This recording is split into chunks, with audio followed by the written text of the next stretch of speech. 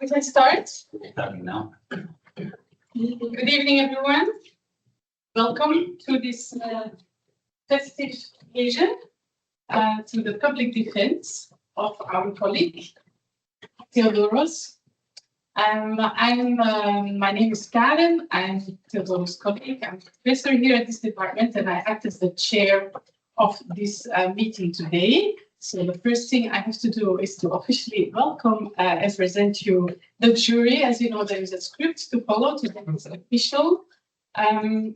So we have Marianne Maeckelbergh, our professor, as a supervisor, and Koen Bogaert also as a supervisor. There is also a supervisor back in Greece who couldn't make it here today, but I present him nevertheless. It's Stavros Stavrides, who is from the University of Thessaloniki. Then we have our own Christopher Parker here as one of the jury members. We have our colleague Jan Orbie, who also unfortunately cannot make it here today, as one of the internal jury members of the Department of EU Studies. Then we have Professor Mark Devenney, who is here with us from Brighton, and then Professor Stavros Stavrides from the University of Athens. Again, a warm welcome, and I also have to thank you again very much for all the effort and the work that all of you have put into reading and commenting on Theodoros' work. And so we meet here today actually with this beautiful jury already for the second time, because as you know, we wouldn't be here if Theodoros hadn't already successfully defended his PhD for the internal defense, which took place on the 2nd of June 2015, where the examination board decided to admit the candidate to the public defense. So the title of the defense is Becoming Propertied, Becoming Indebted, the Making and Unmaking of the Greek Housing Property Regime and its subjects. So I also have to officially introduce you to the candidate here. And I have to tell you that he was born on the 17th of June in 1976 in Larissa, Greece, and obtained his diploma in 2003 at the University of Granada in Spain. That's correct. So now, after this official introduction, I'm very happy to give the floor immediately to Theodoros for a short 30 minutes presentation in which he will introduce you to his work. You have the floor. Thank you so much all for being here. Thanks everyone Thanks also to the 20 people for attending through Teams. I'm honored really to have all of you here. I'm gonna start my timer, and there we go. What I'm interested in this thesis is the relationship between property and the subject. In Greece, after the Second World War, generalized home ownership was the main pillar of informal welfare as well as government of the population. I will explain a bit this further.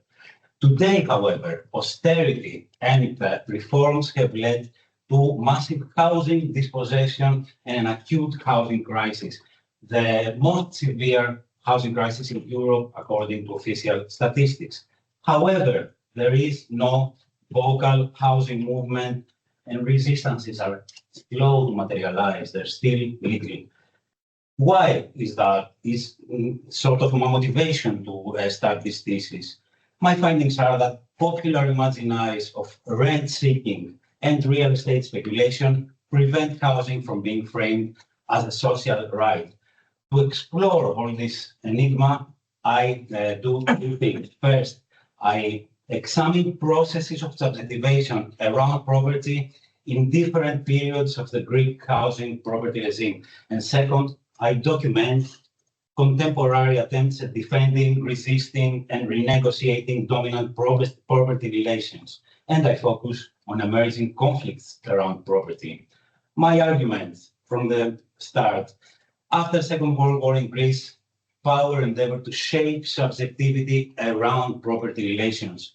Housing property was not only access to a shelter, it was also an instrument of government.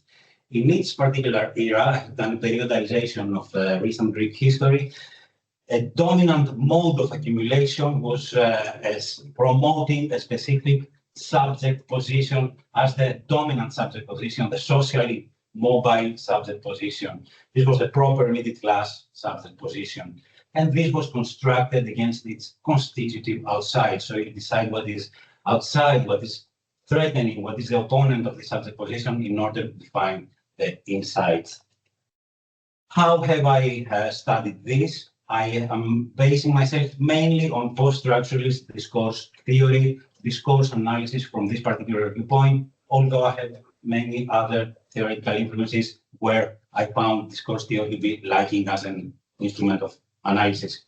And I also use some ethnographic tools, although this is by no means an ethnographic piece of work. Property is one side of the equation. In liberal politics, property is foundational in statecraft, in citizenship, as well as in the formation of race, class, and gender. But it is propriety, the adoption of appropriate subject positions, that regulates access to property. Property is inseparable from the creation of subject positions, subjects. Let's move on to a specific kind of property within capitalism, housing, which has so many different functions, which all are relevant to this work. It is a pillar of welfare. So not only is it the site where social production takes place, but also it is enmeshed with state welfare systems and also informal welfare systems, the culmination of which is the asset-based welfare, the neoliberal reforms, which presupposes that state welfare can be retracted if households can acquire value-appreciating assets such as housing, along with ever-rising housing prices to act as a bulwark, as a sort of security. But also, housing is a site of capital accumulation. Whenever there are no profitability opportunities in other sectors of the economy, such as manufacturing, for example, and there is an overaccumulation of capital, capital is funneled into the construction and real estate sector, looking for higher profitability. This has led to the financialization of housing, which is the domination of financial organizations, metrics, logics, mentalities, in all aspects of production and distribution of housing. And this also lies at the root of a global housing crisis nowadays. Importantly for me, housing is also a vector of subjectivation, because owning a house reinforces the ideologies of private property, of investment, of capital accumulation, and ties individuals to the dynamics of capital, to wage labor, to debt. So what I'm interested here is to bring together these two strands, political economy and subjective economy. Laudatio says that the central project of capitalist politics consists in the articulation of economic, technological, and social flows with the production of subjectivity in such a way that political economy is identical to subjective economy.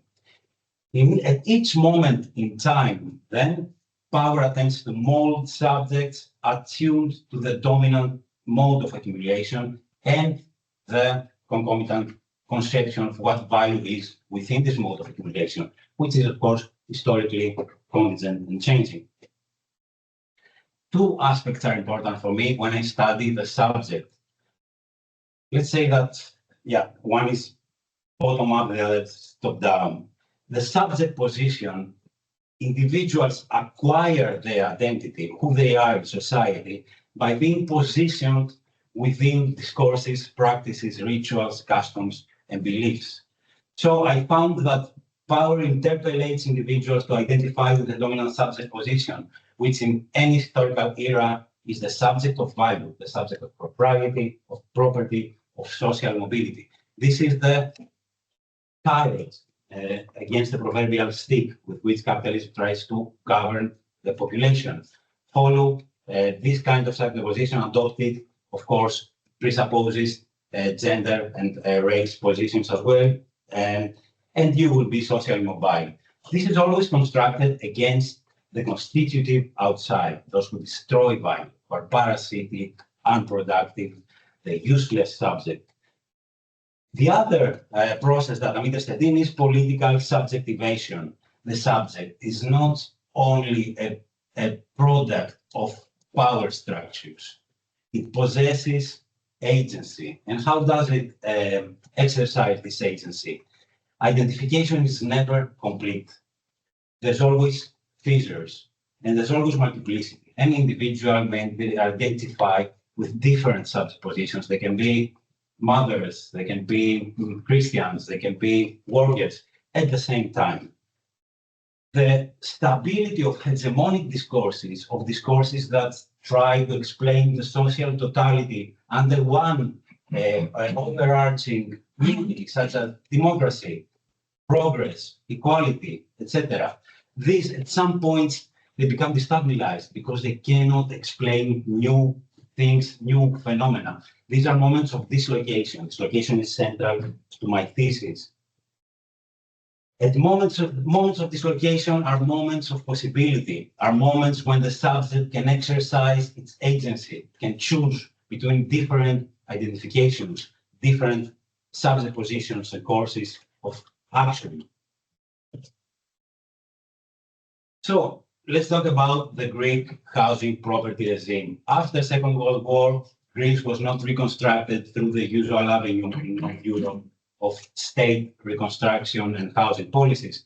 It was done through informal urbanism, through a system by which people were building their own houses, or they were exchanging a small plot of land with a constructor who would build flats there, and people were suddenly having many flats to live in, to rent out, to give to their children. So this was also an operation of class building. Within 20 years, poor peasants, refugees who came to the cities through this system, they managed to attain the symbolic status of the middle class. When I'm talking about class in my thesis, it's more the symbolic aspect. I don't want to define it structurally in a Marxist sense.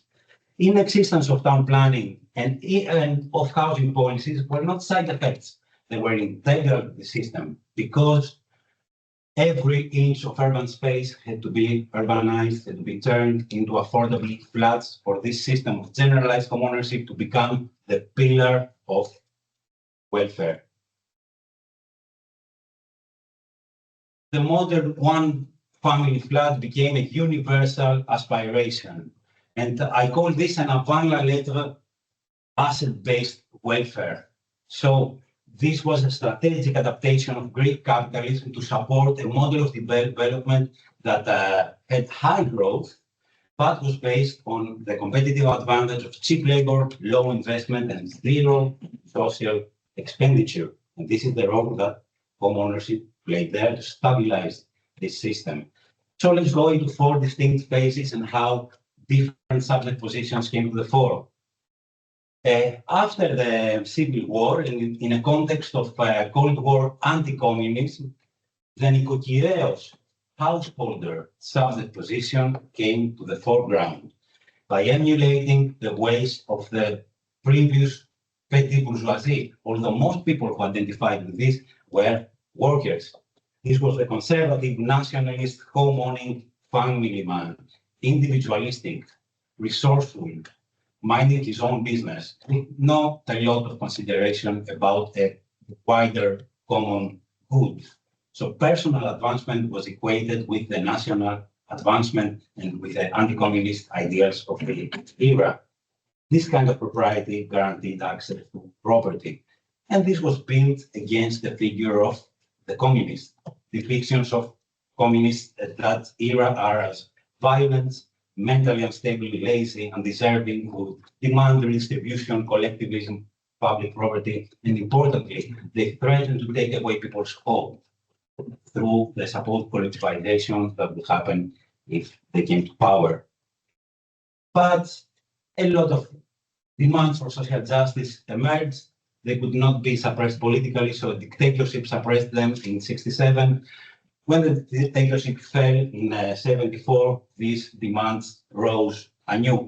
In 1981, a socialist populist project implements a new dominant mode of accumulation, state-directed national economic independence and protectionism, the development of small and medium-sized enterprises, and this model of accumulation needs a new dominant subject position. It is the micromeseos, which means small and medium-sized, in traditional petit bourgeois demands with demands for social justice and redistribution.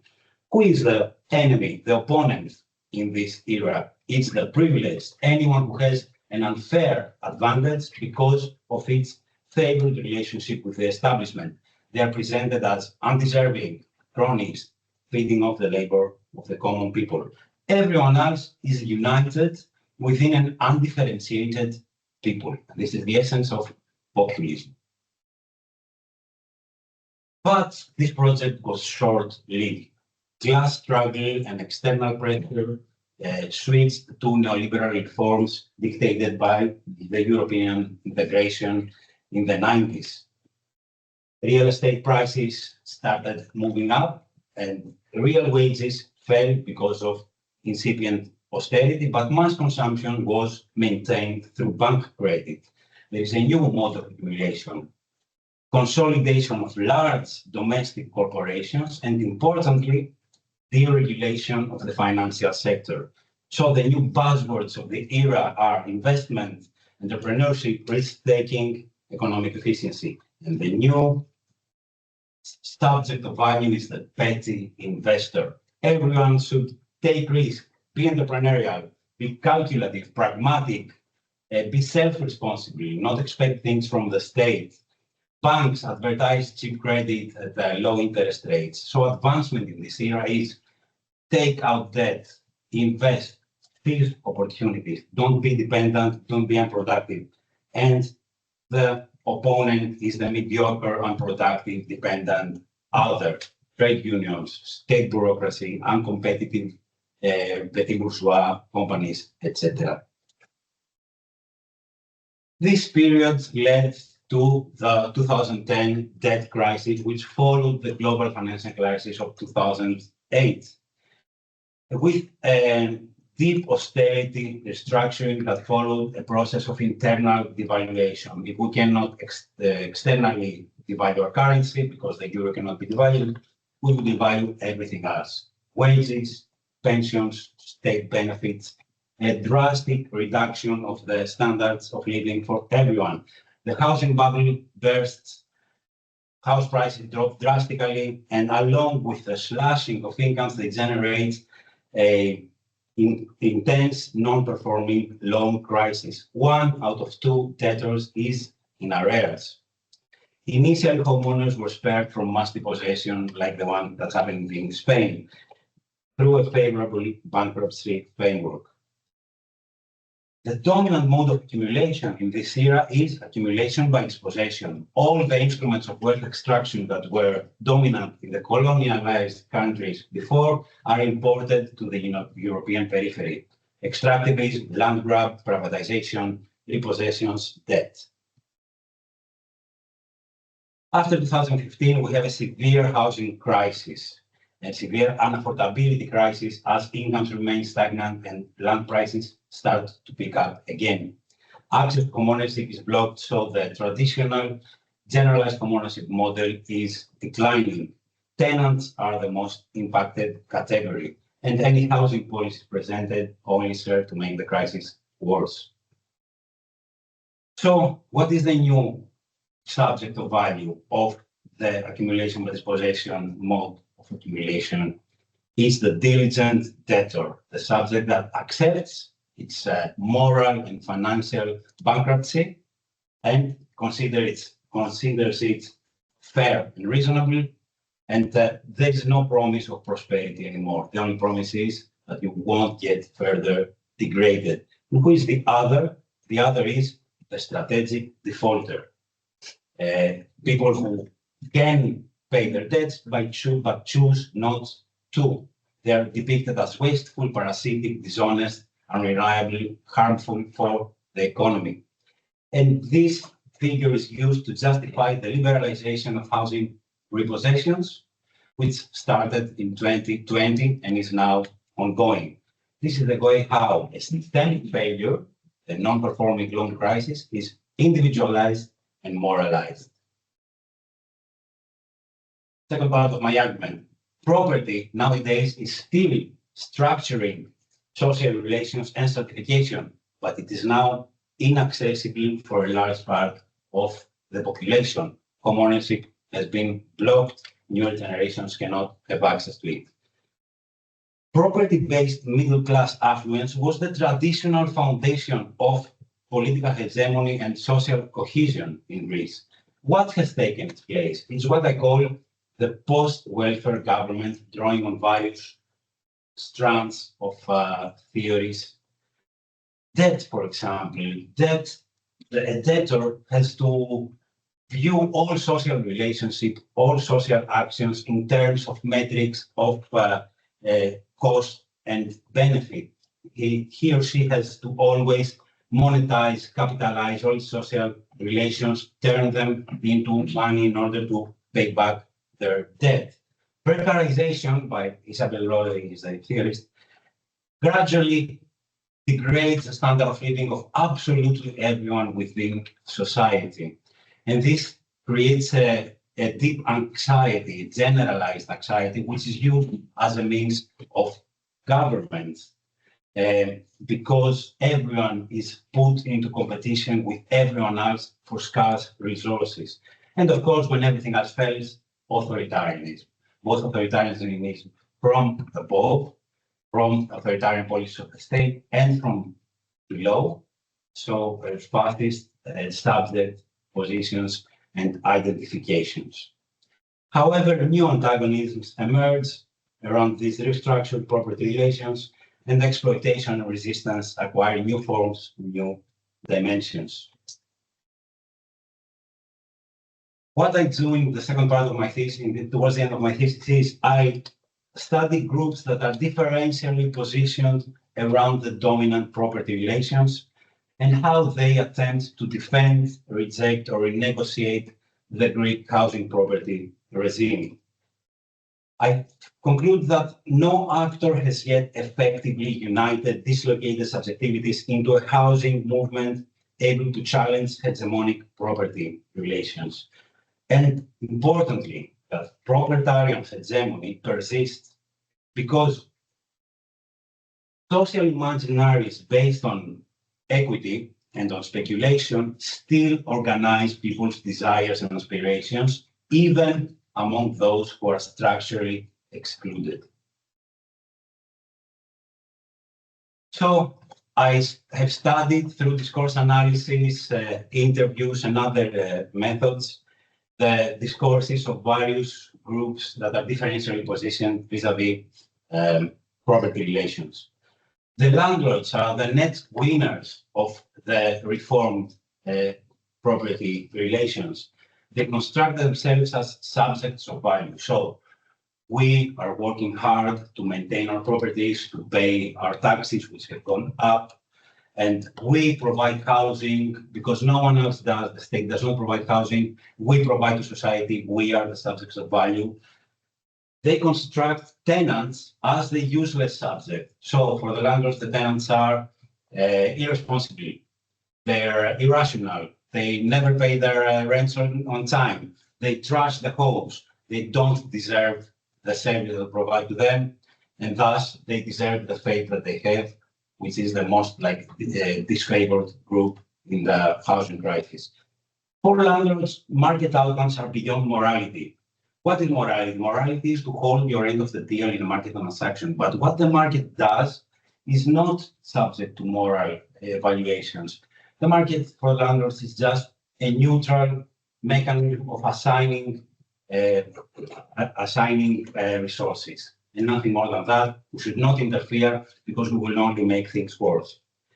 Tenants are the structurally opposite and the mirror image of this. They construct themselves as subjects of value. So they say, we are working hard, pay our rent, we're always on time, we are in an unfavorable position, and we are the victims of this crisis. Conversely, the landlords are parasitic. They don't do anything. They have inherited a couple of flats and they just sit there expecting unreasonable returns on these flats. For tenants, most of them, market outcomes should be subjected to more evaluations.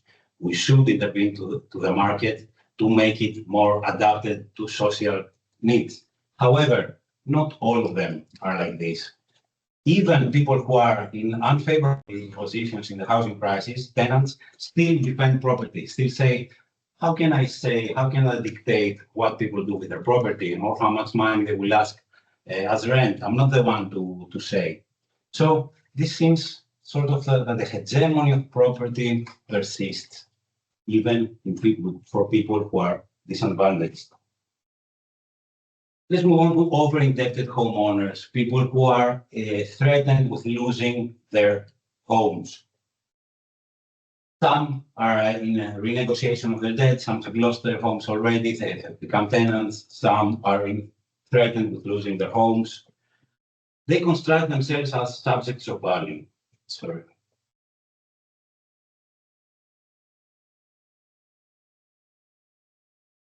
So what they say is that we have worked hard, we invested, we took out bank loans, we were entrepreneurial, we were forward-looking, investor subjects, and some outside forces have led us to this position of mortgage arrears. What is the useless subject in this case? The useless subject is the banks. Banks do not do anything, they just sap away society's wealth and creative energies. However, I found that very often, more often than not, over-indebted homeowners reject collective demands and mobilizations. And they seek individual solutions to their particular problem. And I argued that this is because this mentality, this subject position of the νοικοκυρέος, the householder, the individualistic subject position of accumulating wealth is persisting to this day and is precluding collective action. And squatters, of course, which are a minority, but a very vocal minority that has articulated the most consistent critique of the Greek housing property regime. They do not construct themselves as subjects of value. They do not say, we have worked hard and so we are entitled to live in these spaces. They say we are subjects of values. And this is an important discussion that I have within my thesis, the connection between values and value as a continuum, as commensurable, as not as two different things. Property, unlike for homeowners, property for the squatters is part of the problem, not part of the solution, because it cultivates mentalities of micro-speculation in the middle class and thus deepens class antagonism and exploitation. And what is exploitation? This is another big discussion that I have in the thesis. The overall, first of all, I don't take exploitation to only happen in the workplace in the traditional Marxist sense, but I argue that there are many different instruments of exploitation, that different instruments of exploitation take prevalence in different historical times. In Greece nowadays, the overall picture is one of constant degradation of the standards of living of people, because the debt, both private and public, and the taxes that are used to extract wealth that have gone up during the crisis and to pay back the national debt are used as mechanism of extraction overall to the entirety of society in favor of international capital, but also within the country through the intensification of labor and rent exploitation. Class struggle and class antagonism have also intensified and new conflicts have emerged. And this is my final reflection. What do we do from now on? And I say this because a lot of this thesis is driven by my own participation in the housing movement in Greece, and particularly in a tenants union in Thessaloniki, which is a new kind of organization in Greece. It does not have any models or prototypes to follow. We're going blindly and trying to see how we can organize people around housing as a right in a country where housing is still considered a personal asset. And I am arguing that we need a new counter-hegemonic actor, but this has to do it has to have two legs. On one hand, on a very Laclauian sense, we need a counter-hegemony that disarticulates previous identities and articulates them around new dominant signifiers that are moving away from property, drawing antagonistic lines, which is something that the housing movement in Greece has not done. And it's to draw a line on the ground and say who is benefiting from the housing crisis and who is the victim of the housing crisis. Let's form clear camps and let's start this struggle. The struggle has not started, the conflict needs to be constructed, but also we need another leg. Because hegemony is not only discursive, and this is sort of my implicit critique to Laclau's framework. Hegemony is also embodied. I said this in relation to debt. So when you're in debt, it's not only a cognitive process, it's a pre-discursive process of calculating everything around you in terms of cost and benefit, monetizing your relationships, your connections, your networks, in order to be able to pay back your debt, in order to subsist. We need to unlearn. We need to unlearn these dispositions and learn new dispositions. And how do we do this? Through the formation of collective practices of social reproduction that go beyond property logics. So here I'm staying true to my old politics of autonomy, of prefiguration, of collective empowerment.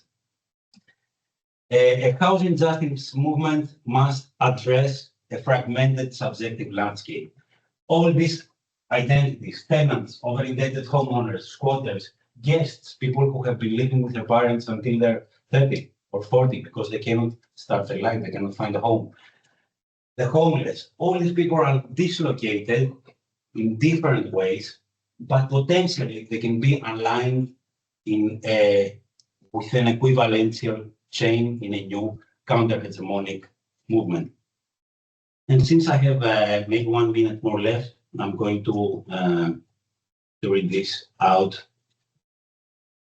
That is the overall takeaway, let's say, of my thesis. My findings show that the crisis in Greece's housing property regime cannot be understood merely as a market or policy failure, as is often argued.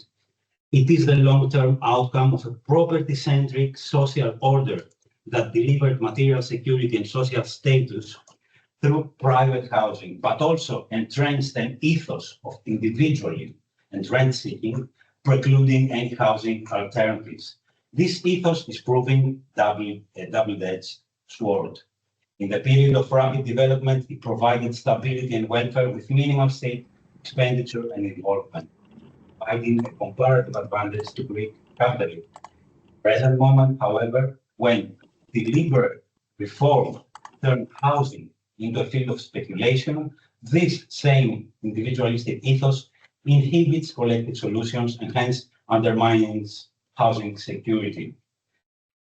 Enduring political change is inseparable from a transformation in subjectivity. Greece has for decades been interpolated as propertied subjects, homeowners, investors, debtors, and this has tempered demands for structural alternatives. The current moment of crisis and change has exposed the limits of the Greek property regime and opened cracks in its ideological edifice. It is in these cracks that new values and collective actors may emerge to reimagine housing beyond the imperatives of property and profit. Thank you.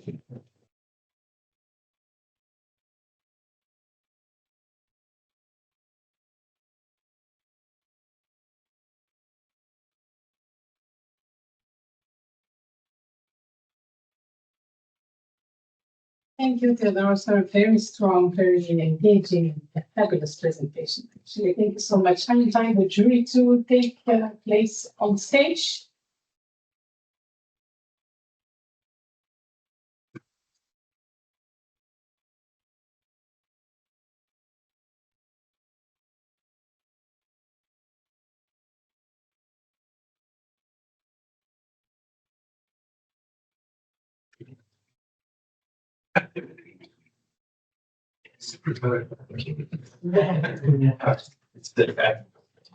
So as you know, the candidate has already survived another couple of hours of interaction with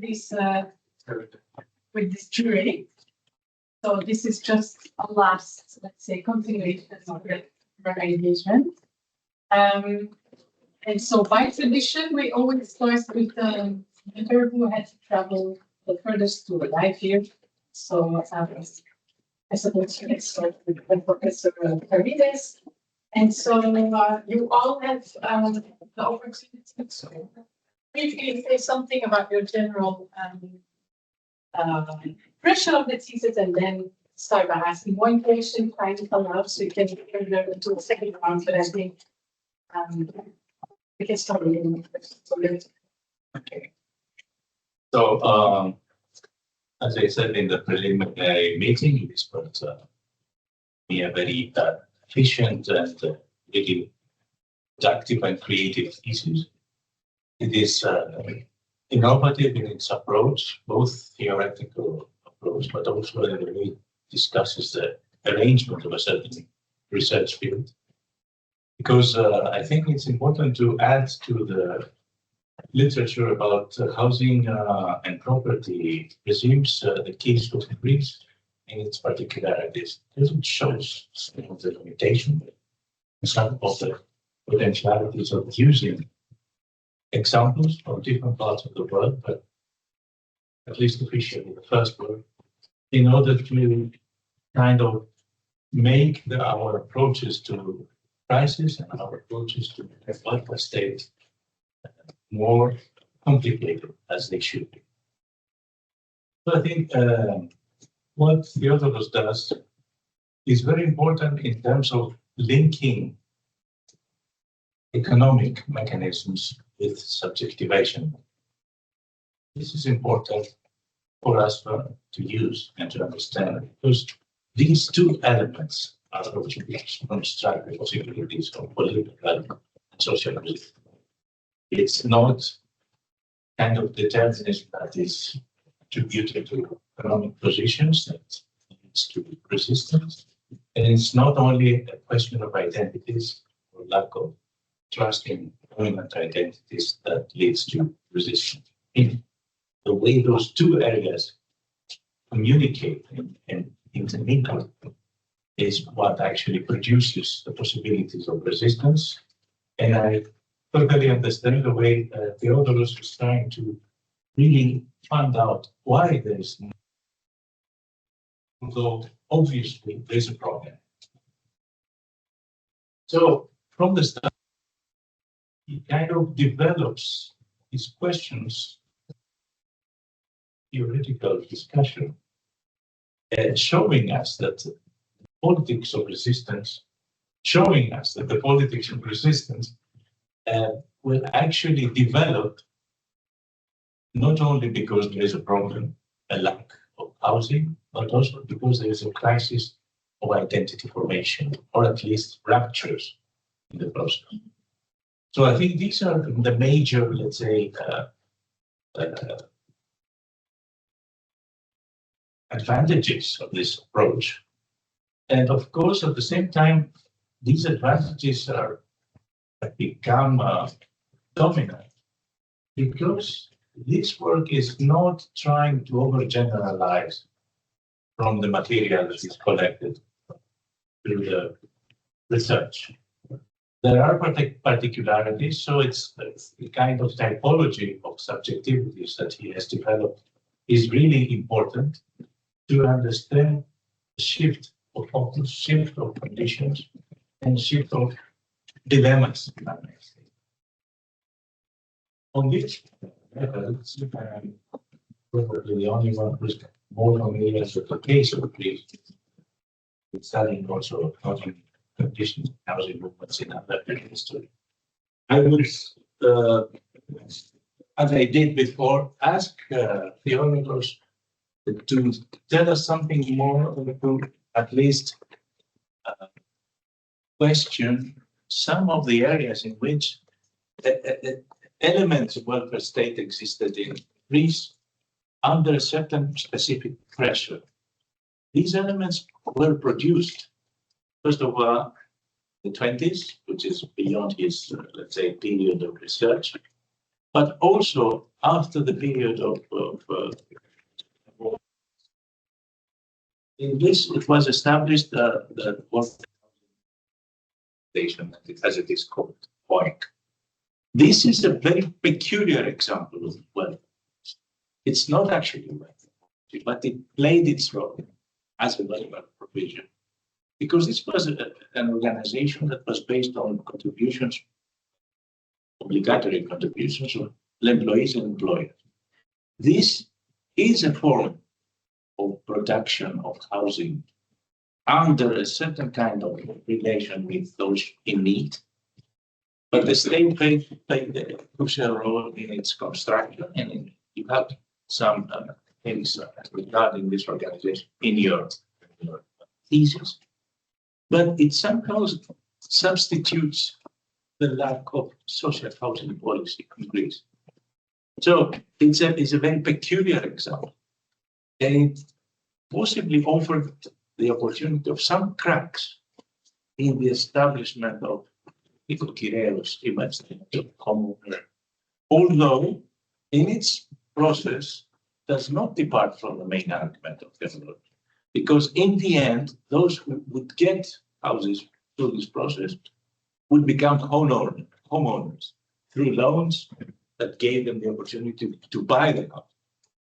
So my question, which is not exactly kind of a question in debate with the central argument, it's probably a question that would support the central argument of this presentation. Is when Theodoros says in one of his chapters that there is a total lack of social housing in Greece, maybe he should kind of nuance this approach and see the particularities of this period. And importantly, this organization, workers' housing organization, which has produced a considerable amount of houses, apartments, was one of the first victims of the austerity period. It was completely destroyed, and it was a theft. So it was a form of theft because the capital of this organization was not public capital. It was capital that was produced by the contributions of employees and employers, and the state was only involved in the management, having most of the votes in the management.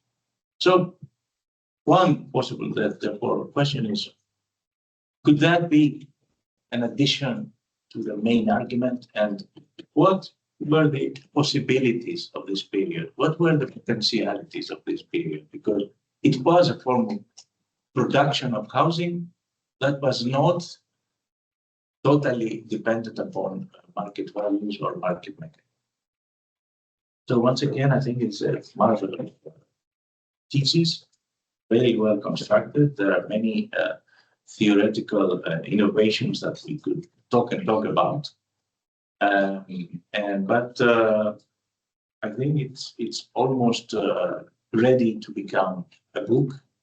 Yes, pages perhaps, and a more straightforward structure that would help activists to take advantage of your findings. Thank you. Thank you. Immediately. Yes. Thank you so much for your good words. And it's really important that you're here because no one else has this kind of expertise in the Greek housing property regime. So it was really important that you be part of my examination board. And this question that you raise, I have two kinds of reasons why I sort of downplayed the importance of this organization. In the presentation, I make a sweeping statement, which is there has never been any housing policy in Greece. Of course, this is not true, but it serves sort of to develop my argument. In my thesis, I'm a bit more nuanced. Okay. Of course, there have been, but the housing crisis was always around emergencies. around refugee crisis, around mass movements to the urban centers. It was never housing policy addressed to the bulk of the population. And of this organization may be a candidate for this kind of wider reach of a housing program. But as you said, the Workers' Housing Organization,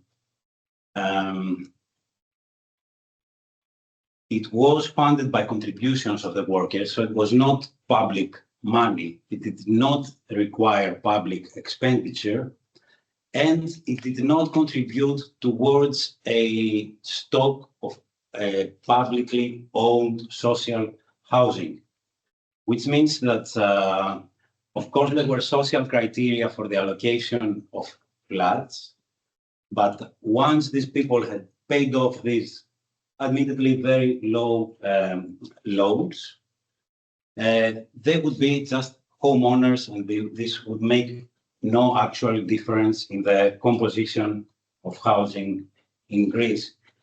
This is one reason. The other reason is political, because, of course, my thesis is not taking place in a political vacuum. It's a thesis that's informed by my experience within the housing movement in Greece, and it has political aims to promote certain demands, certain identifications, etc. So very often, when we're talking about housing policies as a tenants union, we hear that, okay, the workers' housing organization was abolished and we had to reinstate it. However, there is one specific measure that the Greek government is promoting right now, which is called κοινωνική παροχή, social flat for land swap. So I explained to you how the way that Greek cities were built was through this system where a small plot owner who had built illegally, probably in this plot, after some years would exchange this plot, would give it to a constructor. The constructor will build a 6-floor building there. The constructor will get half the flats, sell it in the open market.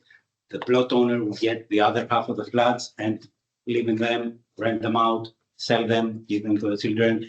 This is the model through which the Greek urban jungle has developed. And now there is because this was a successful scheme, the government is using the same term, adiparochi, for a scheme that is, I think it would be disastrous nowadays. It's exchanging all public land, it's giving it away to contractors in order to build flats there. Some of the flats would be exchanged, would be marketed in the open market. Some others would be rented at low rates, but with a rent-to-own scheme. So these people who would be there, within some time, they would be homeowners again. So we as a tenants union, we criticize this measure. It appeals to many people because it's reminiscent of the workers' housing organization, because you cannot actually say social housing in Greece and people understand what you're saying, because there's no precedent.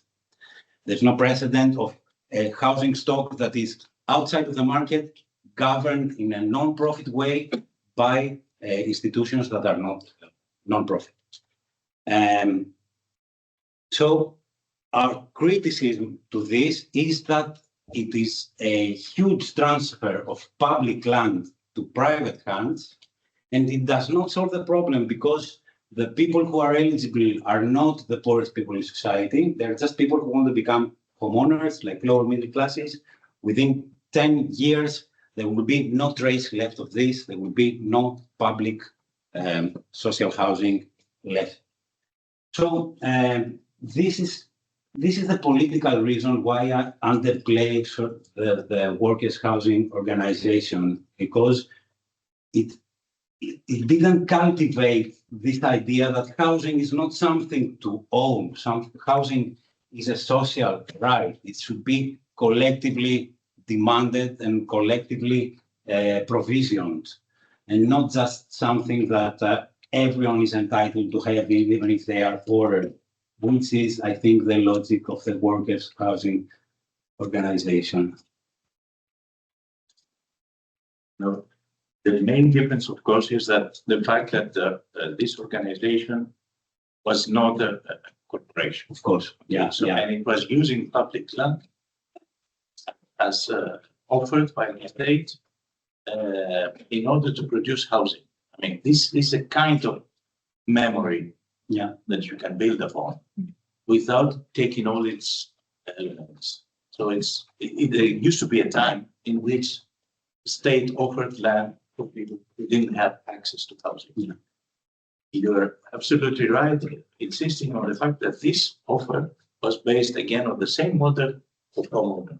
And this, of course, goes very well with your argument. I totally agree. Thank you. Then Professor Devenney also has some questions. Excuse me. First of all, thank you, Theodoros, for the invitation to be the examiner. It's a wonderful thesis. I learned far more than I ever thought was possible about the Greek housing regime. And I can now claim knowledge that very few people in the world will ever have. But it's really wonderful, and particularly because I'm interested, as you know, in the relationship between property and propriety, and the ways in which property is central to political life, but so rarely studied in the detail in which your accounts does it. And it's central to the possibility of living not merely a life, but a good life. But for many people in Europe now, property is more or less an impossibility. And I don't mean property in the sense of an investment opportunity, but a place to live, a home. And what you've demonstrated in the case of Greece is why this has become the case, how it's become the case, and the ways in which the transformation of the housing regime through debt accumulation, financialization, has created conditions which are awful. At the theoretical level, I think you've made a number of contributions, and I'll focus only on two. The first is to demonstrate the relationship between property, subjectivity, and governance. And in doing that, tie together Marxism, post-Marxism, and Foucault in a manner which I'm still worried doesn't quite work, but nonetheless, it's an original attempt to demonstrate the centrality of an area of work that many theoreticians, like Foucault, more or less ignored. And yet it's central to the very possibility of living a good life. And the second contribution is, from my point of view, was to the giving a materialist flavor to the work of Leclau and Mouffe, in a manner that Leclau and Mouffe imply but never do. And I think, again, I would say that perhaps this in fact entails a fundamental critique of Leclau and Mouffe that you don't quite make. And one of the things I like about this work and the work you have done is there's a certain generosity, because you make use of the theorists, but you don't then do what we as academics are always taught to do, which is to then bang them over the head and show why they're wrong. You seem to appropriate from them what is good and reintegrate into a different framework. So I very much enjoyed reading this, and thank you, as I said, for the opportunity. I have too many questions, so I will try very hard to focus on one that hopefully ties together a couple of things towards, and I wanted to focus on what you say at the end, because I think this is the most interesting. The possibility of imagining collective practices, I'm using your words, of social reproduction beyond property logics, linking this to a housing justice movement and the fragmented subjective landscape. And I wanted to ask about this, how you imagine this. And the reason I want to ask about this is because I had a concern reading the thesis about gender. You begin, and I spoke to you about this before, you begin by pointing to the fact that the homeowner is male in the early post-war period. I imagine that this domination of male householders and homeowners continues, even if it's gradually transformed. But this has implications for the politics of reproduction, because it has implications for how we consider the family, for subject positions, and for gender positions. But this then must also feed into thinking about resistance. You can't think about resistance unless you think about those subjectivities who have been constitutionally excluded from direct ownership or control over their own lives. And I don't think you've opened up the possibility, even in what you said here, of the recognition that the domination of a particular version of the homeowner in fact leaves space for a different form of articulation, which potentially fragments families and identities and gender and identity. So I'm interested in the whole politics of reproduction linked to that. I'll leave it there. I had, if there is time, I'd like to ask something about the banks, echoing what took place in Argentina in 2001, when the populist government there simply told the banks to get lost and refused to pay the debt, and whether or why this did not take place in the context of Greece, because in effect, the housing market in Greece is now dominated by international capital, by the logics that followed from the international finance capital. Yeah. And that has implications for thinking resistance. Anyway, stick with the first one. Thank you very much for this appraisal. The truth is that your invitation, I invited you to this panel because I was drawn to your work, specifically your book about improper politics, because precisely I was grappling with Laclau's framework, which I had chosen and I still choose and I still believe in, because I had diagnosed that we should concentrate more on hegemonic politics. I come from a tradition of like prefiguration, autonomy, and through all these, say, struggles and defeats of the past like 20 years, I realized that hegemonic politics and the construction of antagonism should be fundamental. But then when I started using this framework, I always found things that I cannot include, I cannot accommodate. That's why I was drawn to various other theorists and to your work as well, and to many other theorists who would like fill my theoretical gaps, although I know that you believe that I have not, let's say, made the theoretical framework as coherent as I could have. And I understand that, I respect this criticism. Now, gender was a sort of a big omission, this thesis, and I recognize this in the conclusions. That is the main thing that I actually didn't manage to accommodate in my thinking, although I really tried. And this along with race, because I start by saying that property, gender, race, these are constructed at the same time. They're not the effect of one another. Identities, subjects are always gendered, raced, and classed. They are constructed in relation to property. This short race and gender are not an afterthought. But then, when I was starting my analysis, my concern was always with these dualisms. And I did this kind of in the Laclau's framework, all my analysis, which didn't give me this kind of tools to think about gender and race. It gave me the tools to think of the structural oppositions between the subject, the dominant subject, and its opposite. And whenever I did this operation, race and gender would be somehow the opposite, in the side of the constitutive outside. The opposition to the dominant male, rational, white, middle class subject. So somehow my analysis led me to give this, to leave this identities on the side. But they can come back, and they can come back through this conclusion that I give there. That I think that the counter-hegemonic movement has to have two legs. So hegemonic politics is important. Creating the antagonism is important. And this is very often done in the terms of the dominant political system. Sometimes inevitably, sometimes because of lack of imagination, we cannot think of other ways of constructing the antagonisms and the struggles.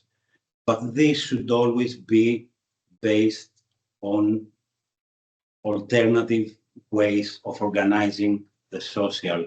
And this means that social reproduction should acquire a protagonistic role. And this is the time maybe to think of the feminist critique of the predominance of care in social relationships and of how the profit motive is undoing these the social systems from inside by injecting concerns that are foreign to social reproduction. So there is a crack there. There is some leeway. I haven't done it during the thesis, and I recognize that it was an omission, but I think that the framework that I've set down can be quite productive and quite accommodating to these concerns. You briefly want to answer on the bank question? Yes. If you can briefly answer it. If you will formulate again, so I have a sort of question. This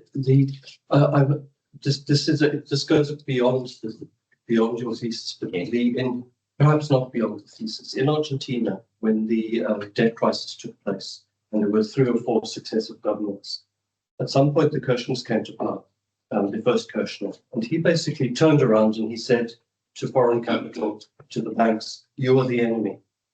So the IMF and the World Bank were constructed as the enemy. They refused to pay back the debt, and they articulated a populist front in which the enemy was the external international global capital, not the internal property owner. Yeah. And for almost 15 years, this was a successful rebuttal of debt politics. In Greece, this obviously didn't happen. It could have happened. It would have led to a crisis across Europe. I wish it had. I was praying that Varoufakis would be successful. But I wonder now whether or not this possibility still remains, because the post-reconstruction period has left Greece in some sense hostage to these debts that have to be paid back. Totally. This is outside the scope of my thesis, but I have a theory. I have a friend, Jerome Rose. He may be here. Jerome, are you here? He may be attending. Who wrote a book precisely asking this thing: why don't we default? Yeah. What happens if we don't default? In the case of Greece, I think this has got to do with the historical specificity of Greece as an outlier within the European Union. Somehow the whole public discourse around the crisis was framed by the dominant media, first of all, in very colonial and orientalist terms, as a failure of the people to conform, to pay back, they're incompetent, they're lazy. And these were discourses that were coming from the European media that were imported to Greece and served to the general population, trying to create guilt in order to pass sweeping austerity measures that took away everything, and they were successful to a great extent. So this crisis was linked to an existential anxiety of the Greeks. Do we belong in Europe, or are we poor relatives, or do we belong to the Orient? So just to be precise, the reason I raised it was because of the thesis, because the people who suffered are often those who are in properties. They've had to sell because of prices. Yeah. Because of taxes on property, because of so there's a direct link between resistance and what's happened. That's your conclusion. That's why I asked, not the more general question about global capital. What I'm saying is that the discourse was said in such terms that it was not a choice between defaulting or following austerity. It was a choice between leaving Europe or staying in Europe. Those were the terms in which it happened. And even in Syriza's bold move of renegotiating the debt, which of course everyone was watching back then, like really attentively to see what goes on. Even then, no one was expected to leave Europe. Even the people who voted in favor of the referendum, no one was prepared to leave the Euro or the European Union, because it would be a blow to our national identity. So somehow the game was, can we have a favorable debt negotiation while we stay within this framework, because no one is prepared to leave. And of course, if you start with this premise, you're bound to lose the negotiation. This is my theory, but this is just my opinion. Thank you. I'm happy. Highly debatable, I would say. I will be happy to. Yeah, because you forget some things which are crucial. Like the referendum itself. Express something else, not simply I want to stay in Europe, but at least 80% more kind of revolt against all these measures. Let this be food for further It's not the debate. time to. Over the drinks, It's not the time to. I give the floor to Chris now. Yeah, Theodoros, thank you very much. I'm a little bit the outsider on your jury in this, especially before reading your thesis. Precious learning about Greek political history, much less the housing market, nor did I really know very much about housing struggles, rent conflicts, and so forth. Although I am very interested in the question of property. Nevertheless, of course, being me, when you came and asked me to be in your thesis, I said, sure, let's do it. Not really knowing what I was getting myself into. In the end, I'm very thankful for the opportunity to have read the thesis. It challenged me in many ways. And I really appreciated learning more about Greece, and not just learning new words like Nikopeireos and Mikromesteos that I practiced a lot as I was reading your thesis to make sure that I wouldn't sort of mangle them if I needed to say them during the defense. Say it again.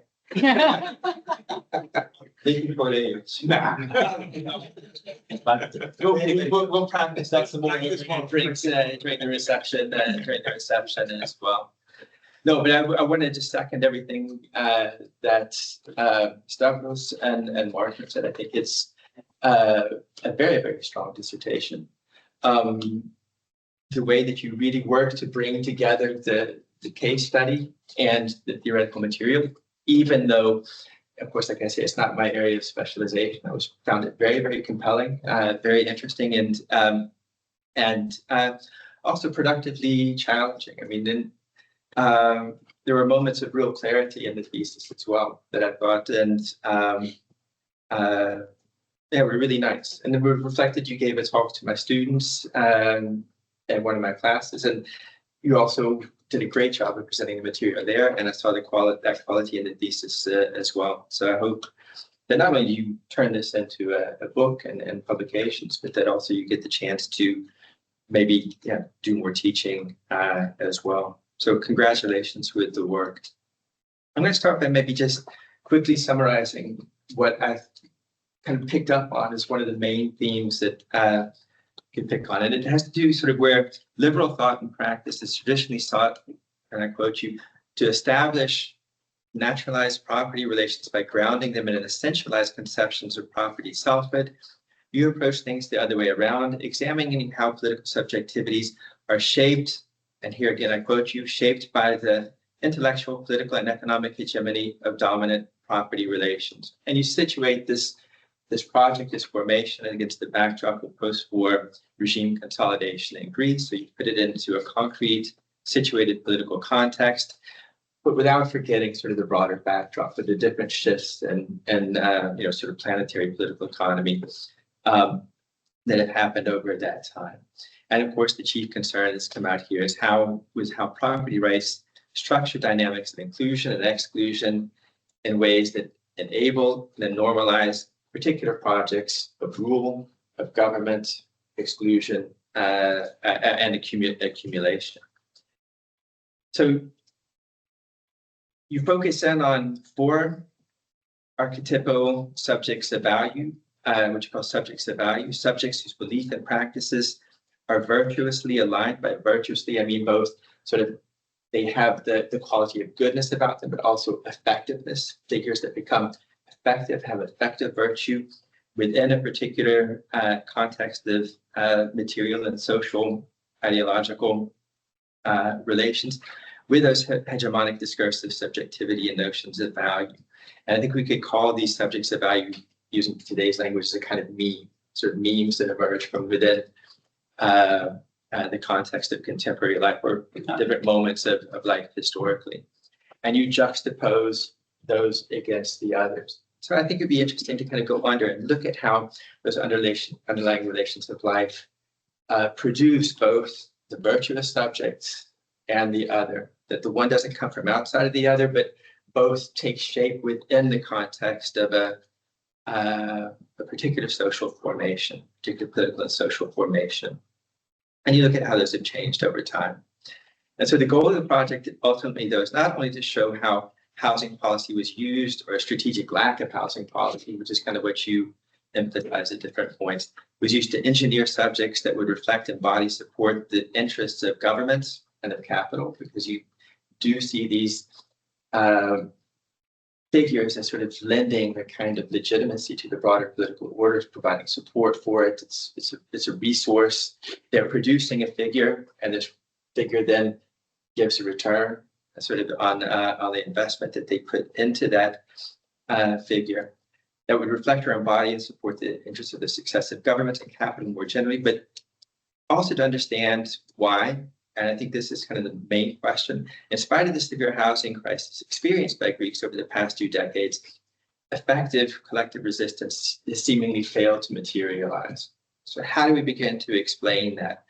And of course, that's where I think the problem of subjectivity becomes important to you. And it was emphasized again now in your presentation. For example, why do people tend to seek individual solutions? Why is it that they've accepted this kind of a collective failure to provide decent housing for the population? That problem is not situated here, but it's pushed down to the level of the individual, which is of course part of the broader sort of neoliberal project that is doing that in all spheres and in many senses. So in that sense, it's clear that those discursive formations matter, that they have political valence, political salience, and they're effective. I think it also helps to begin to explain that other aspect of the thesis that came through in the presentation very clearly, sort of how this moves towards more authoritarian, sort of an acceptance of more authoritarian kinds of discourse. People get sort of locked into these positions and come to accept certain ways of dealing with them and fighting for them and so forth. And so then you focus on that articulation of counter-hegemonic identities. And I appreciated the fact that now it came out more clearly, but that you want to talk about hegemony as embodied. Mm. But it's still very much talking about it's embodied within sort of individuals, and maybe less sort of embodied in the broader relations of life. And what I want to get at too is the attention you focus very much on value, but those broader relations of life generate certain kinds of facts that people have to respond to. And we need to kind of think through this tension or relation between facts and values. And that these even if we begin to kind of focus on these discursive constructions, that doesn't necessarily change the underlying facts of the situation. it kind of goes back to Marx's old slogan in a way. The point is one thing to interpret the world, but the point is to change it. And I think Marx means really change the world. You produce different kinds of relations, and within those relations, and in the process of doing that, not only do you produce different facts, a world where different facts can survive, but also different kinds of values that contradict the liberal tradition, which is very much based on this idea, this tension between fact and value, of course, is one of the oldest tensions sort of underpinning liberal political thought more generally. And one of the miracles, the remarkable things about the market, why it was so compelling to liberals, it seems to resolve this tension between fact and value, right? It becomes a price. And so we reduce value to price, and we live in a world where that's not just something that we choose or something that we can choose away, but it's underpinned by sort of massive sort of material structures and forces embedded not only into our bodies, but also into the broader relations of life. So I wanted to, maybe my question would be to get you to think, or to maybe have a little bit more of a discussion about that tension. Following Graeber, you go so far as to define politics as the struggle to establish what value is. And I guess that could work if we say that make your values, back them up by facts, say that this is the value. So, but that means sort of not just sort of changing us as individuals, but sort of underlying changing the world. And that battle is happening, as you say, you talk about the value struggle front line. And I was wondering if you could say a little bit more about sort of where that front line is located, how does it operate? And I know it's sort of in the thesis in many places, but maybe to say a little bit more about the articulation of the value struggle front line, but not only about sort of the values that are produced at that front line, but also a struggle about the kinds of facts and what gets accepted as a fact. What are the conditions within which alternative facts can survive? And to use Kellyanne Conway's famous phrase about alternative facts that everyone makes fun of, but different facts depend on sort of underlying apparatuses in order to be able to survive. And the fact that the landlords, for example, have the facts on their side is an important part of their power comes from. And it's difficult to kind of move around those facts. So can you say a little bit more about that value struggle front line, how it's articulated, and how people try to articulate situations in that context where not only do our values become intelligible, because I think most people, that's just a discussion, people are going to think different things are good, but the real political traction comes in translating those into the facts. How are facts work? How at that front line are we people working to create a changed world within which different facts can survive? Okay. And different facts can appear and become effective and translated into politics. I know that's a big question, but there's a lot there. First of all, thank you. Thank you for reading my thesis, and also thank you for your presence. You're the only person there from my own department who has read the thesis, and it was really important for me. We have a lot of theoretical overlap and overlapping interests, and also thank you for letting me teaching your class. It was a very, very good experience for me, very empowering. Facts and values. I use a kind of social constructivist framework. So I don't believe that what we do as social scientists is to uncover some truths.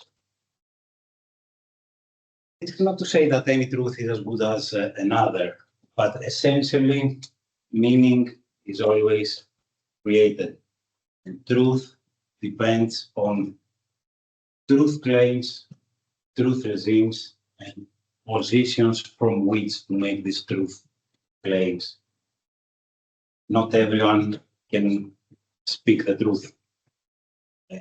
You have to occupy, to inhabit specific subject positions in order for your utterances to be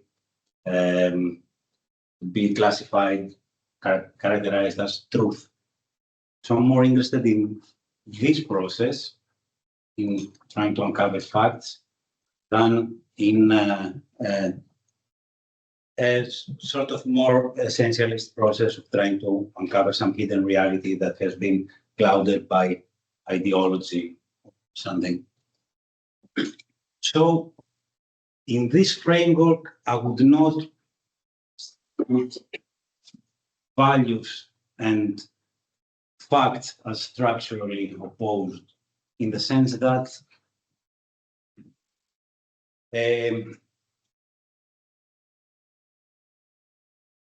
I see facts as sedimented value claims. So meaning around us is created in the Laclavian framework through antagonism. And meaning is fixed when somehow one of these antagonisms over the meaning of people, over the connections that we make among different elements, identities, etc., somehow is won by one side and it's fixed, it's becoming objective. Any kind of objectivity that we see around us is the outcome of such a struggle. When such a struggle becomes forgotten, we forget how we came to reach this truth, the antagonism, the struggle for establishing this truth. We forget it, and we take this struggle for granted, the outcome of the struggle for granted. This I take as a sedimented value claim that has become an objective fact. Now,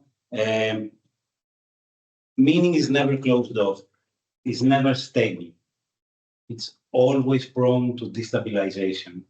That's why there I try to make an equivalence between this idea of antagonism found in Laclau and Mouffe, this idea that meaning is always formed through an antagonism, and the idea of value struggles that is based on Graeber's work.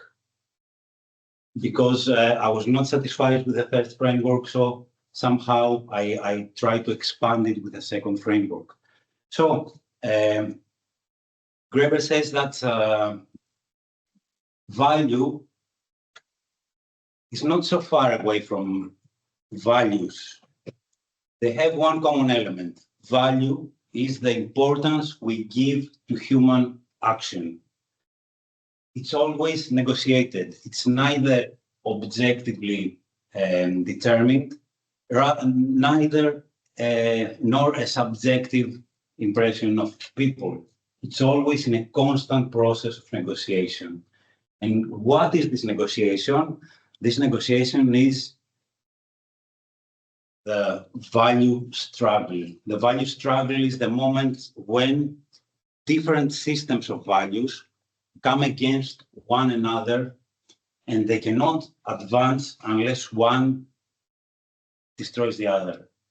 And to exemplify this, this is the struggle against the market. The market is just one specific, he has just one specific conception of value. Value as price, as you would say. And this makes it inherently expansive because other value systems are not commensurable with each other. So you cannot compare, I don't know, national values with, friendship values. You don't have a measure of exchanging and of comparing these things. Just random examples. But with the market, you do. Price. Everything has a price. So the market is inherently colonizing, expanding.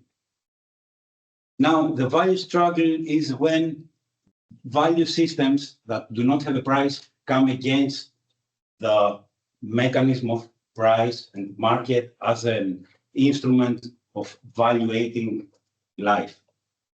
And this is where they clash. And this, in the terms of Laclau, we call it an antagonism.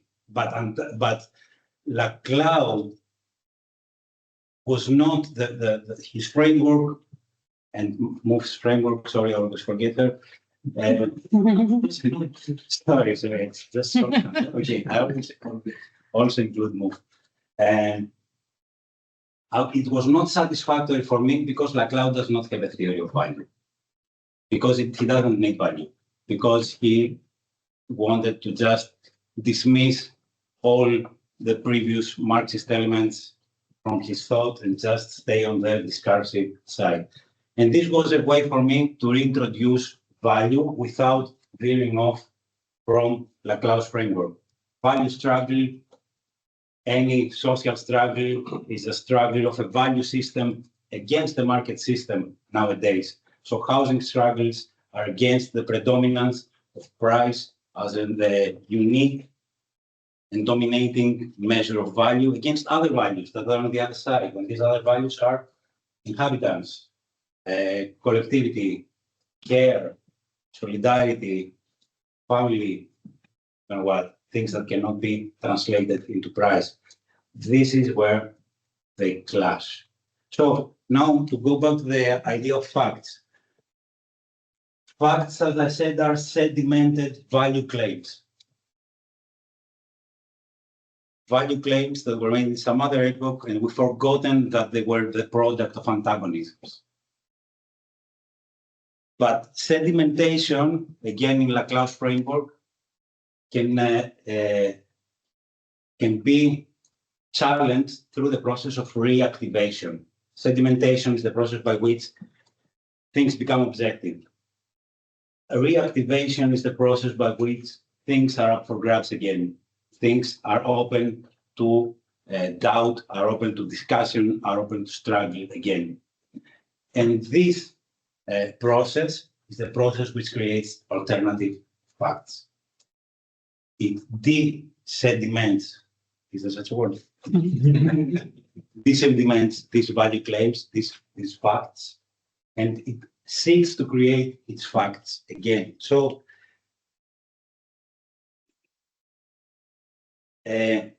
valuing something inherently creates facts about it. This is why I don't believe that values and facts are structurally opposed. I mean, I would agree 100%. I mean, but it's interesting to kind of begin to think about how values and facts are kept separate. So there's a policing that's, sort of keep these are just value claims versus sort of judgment based on fact. I mean, there's a whole set of problems that you can begin to think about. Sort of, if you say that Brad Pitt is a handsome guy, or is that a fact, or is that a value claim? And sort of how do you begin to disentangle those things? But it still seems to me that sort of a lot of the politics,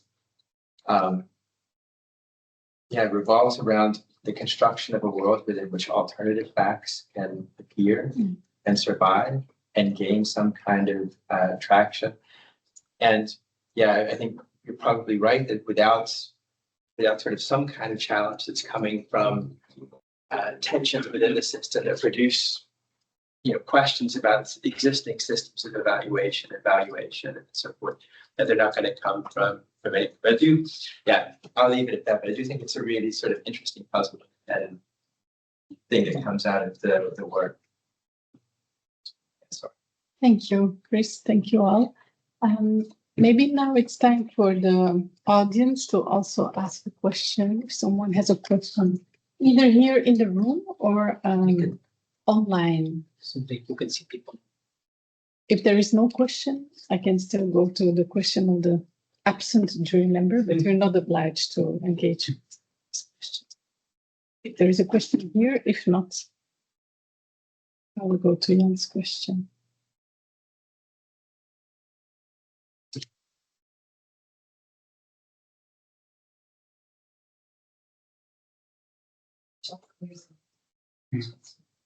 Maybe if some, I don't know if they hear me, but you can tell them if there is something in the chat. Okay. If there is no, because people can just speak up, right? It's connected to the audio. They can just ask a question. No questions? Then maybe I will briefly go to what Jan has sent me. Yeah. Okay, yeah. So our last jury member, our colleague from the EU Studies who couldn't be here. So he also seconded that he really liked the thesis. So I'm just reading. This thesis is an impressive tour de force throughout the more than 330 pages. The author displays. Getting harder here, right? 330 pages. The author displays very high amount of knowledge and insights into the theories and empirics around the Greek housing market and beyond. While the dissertation is ambitious in terms of meta-theoretical perspectives, it also excels through a detailed diachronic and synchronic analysis of the research topic. Moreover, the author creatively combines academic objectives with societal and activist goals, which results in a perhaps slightly unconventional, but nonetheless strongly convincing account. It has been an enjoyable reading experience and I've learned a lot. Thank you for this and congratulations to the not yet Dr. Theodoros. So the question concerns a critique of James Scott's work. So he refers to James Scott's work on everyday resistance that you apparently quote somewhere in your thesis on page 289 and 297. So apparently you briefly criticize these everyday resistances for being, and he quotes, dispersed and atomized, and for having, quote, the potential to reinforce existing power structure, end quote. And his question is there no risk that this also happens with prefigurative action? Something that you seem to describe more positively in the thesis. So he then asks more generally, can you explain and elaborate on this critique and then tell the activists in the audience how to overcome this picture?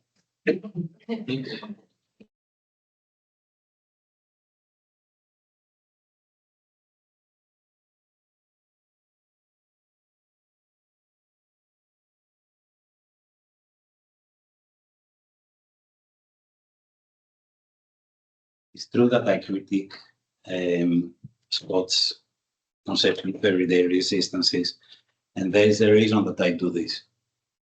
The reason is my close examination of the Greek informal welfare system after the Second World War. So,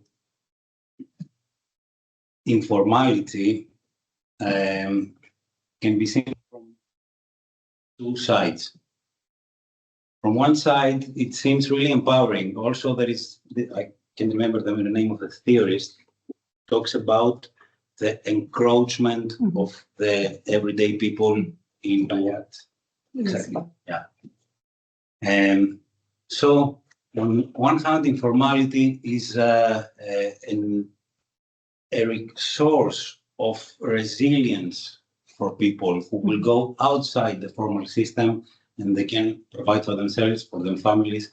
And indeed, in Greece, it has been like that with a huge informal submerged economy sector traditionally and still persists to an extent, with informal urbanization outside of any urban planning and outside of any housing policies. And these indeed were instruments of some kind of popular resilience. But informality can be seen in some other way from the top down. Informality is an alternative normativity.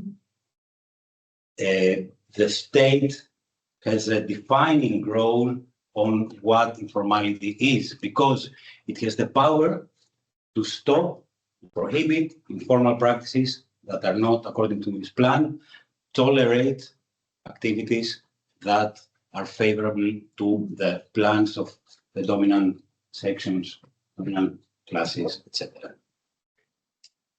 This is why I say that everyday resistances can be incorporated, appropriated, and integrated within a system of governance, because historically it has been like that. Historically, government in Greece has been exercised through informal means. And so I was thinking that all different categories of people around housing have informal means of resisting. So, for example, renters will skip rent payments and, I don't know, they will leave their homes without paying rent. This is an informal kind of resistance.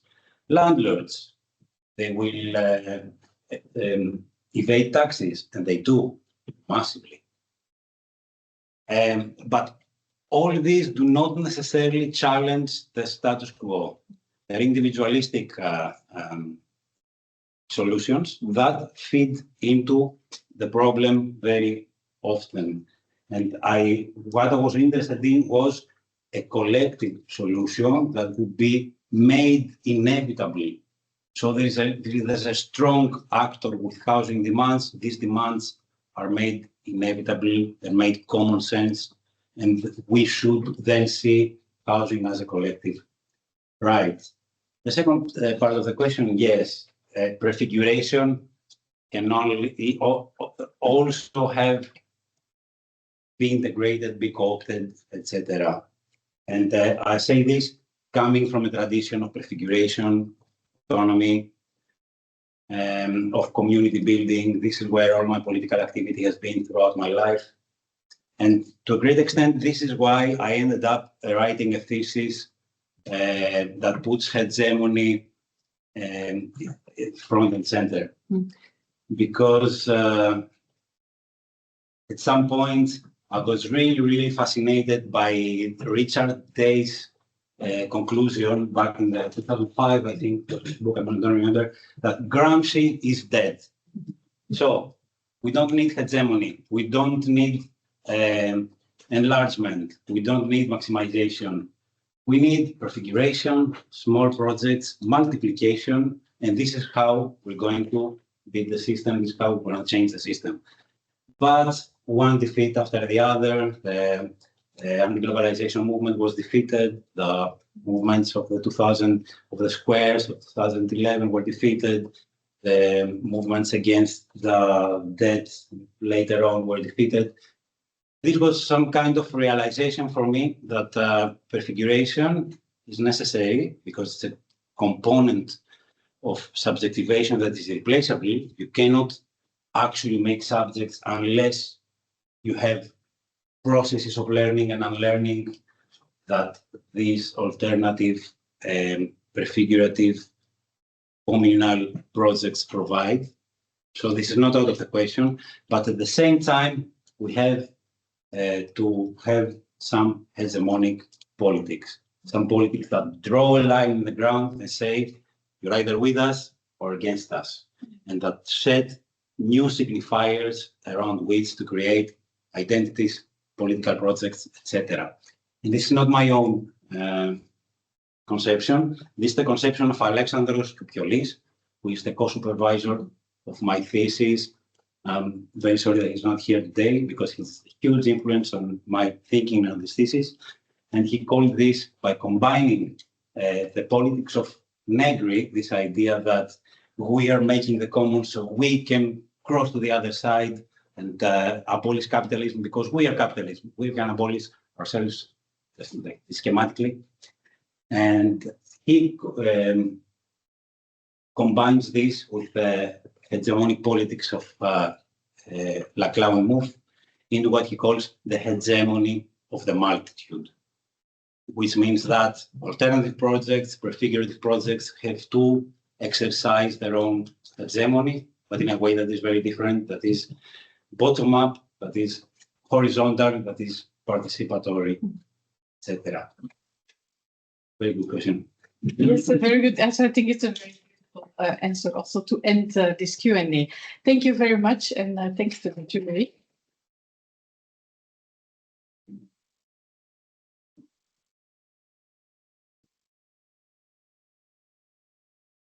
So I propose we open a window and we have to officially retreat for some time.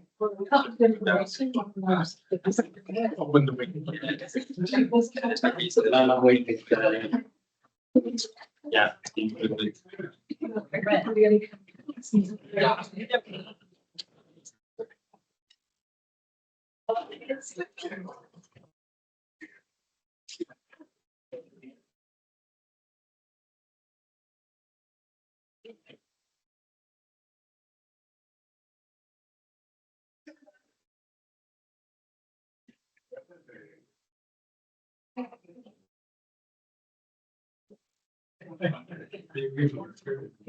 So the jury has left. They have gone to deliberate, and they will come back in about 5 or 10 minutes to decide whether I'm a doctor or not. Thanks for everyone for attending through Teams. It's a great honor for me, for all of you to be here. Thanks.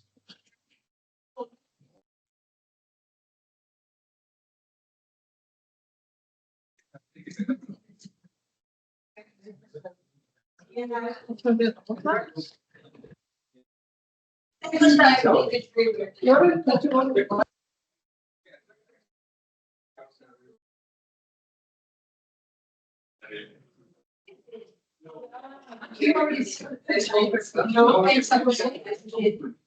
didn't know we had this much time. I felt like this before out for like 5 seconds and then they gave me their forces, but I mean. Before you can voila. Congratulations. You're a doctor. You become a doctor. Now you can relax. Now you can relax. Okay, we It was an intense discussion for a staff member. Yeah. It was a good, rich discussion in a staff member. yeah, it's a hard day. It was a survival game.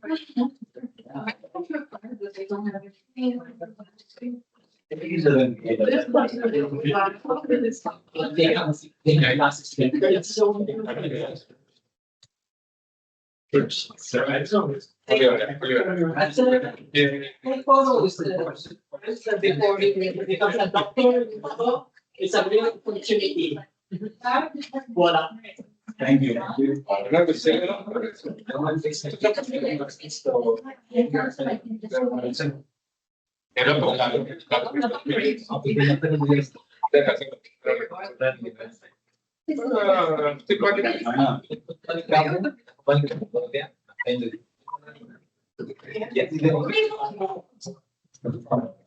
You got it.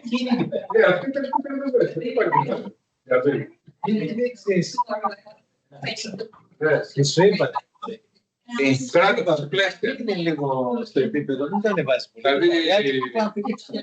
Από εδώ πήγαμε στο πάρο. Για Jasnopen. Έβαλες γράμψη, έγκρι. Έβαλε πρέπει να ψάξω. Όλα τα έχει από αυτές, όλα τα έχει. Έβαλα να ψάξω το Κυπτόλι. Και Πιολί, έχει ήδη εκδώσει εξάρτητα βιβλίο. Και μετά το Everyday Resistance που φάνηκε ιδιαίτερο.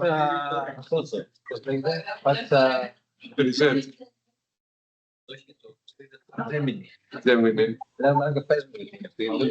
Δεν κατάλαβα.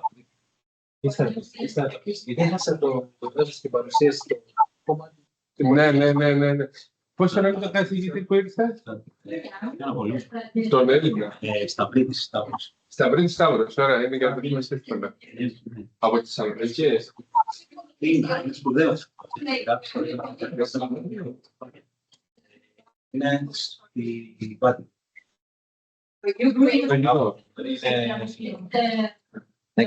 Βάζει και διάλεξη. Έτσι είναι γενικά, ρε Θεόδωρο. Πήγε ερωτήσει και απαντήσει. Πάμε 5 λεπτά και να πάρει ερώτηση. Αυτό με τις τράπεζες ήταν και δεν θα... Εκεί που βλέπεις και το... Οκ, το χάνουμε εκεί.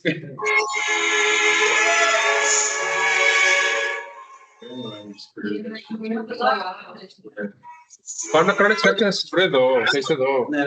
Όχι. Πάω να κάνω τσιγάρο που λέω.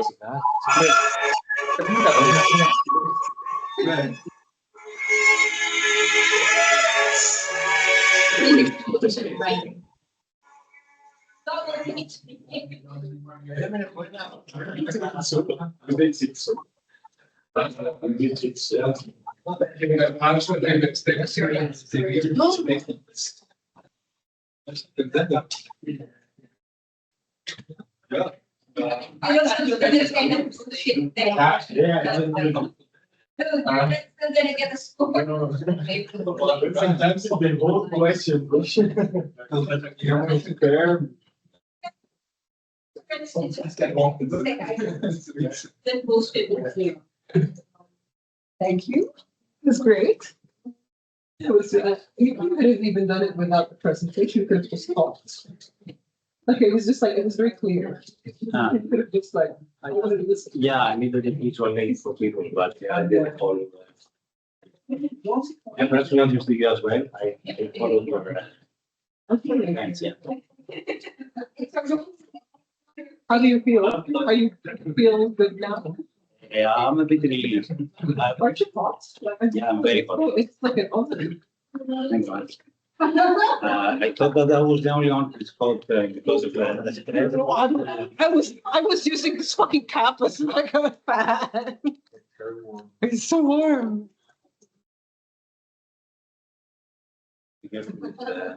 cables.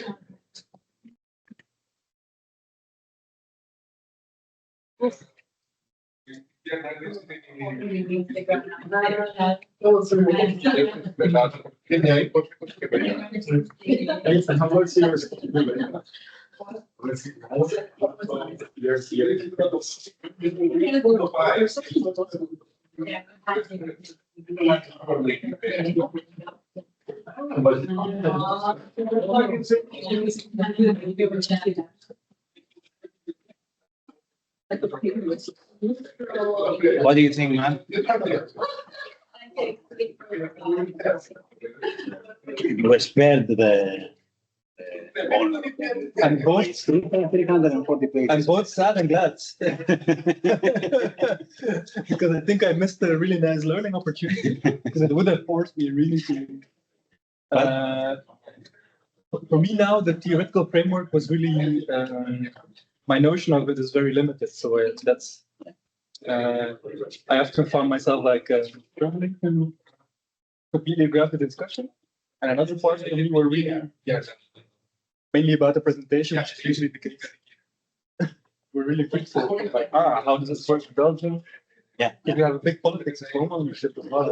Yeah. I was actually doubting, like, okay, I know your thesis is on Greece, but how much of your analysis would come to Belgium? And I know that it's not the analysis of the whole regime, because housing movement and Yeah, so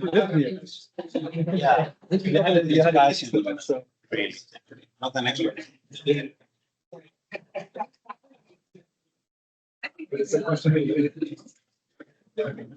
Beyond the case.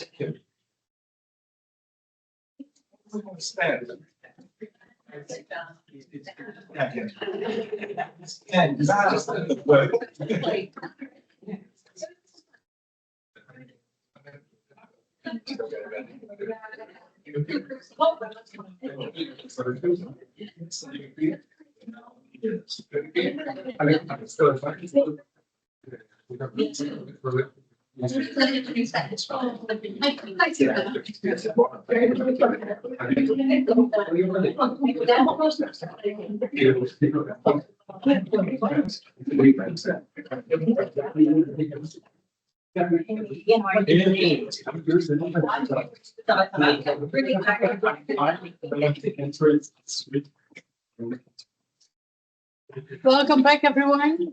As you can see, it took us a long time to profoundly reflect on whether this could be acceptable. It was very hard to achieve consensus.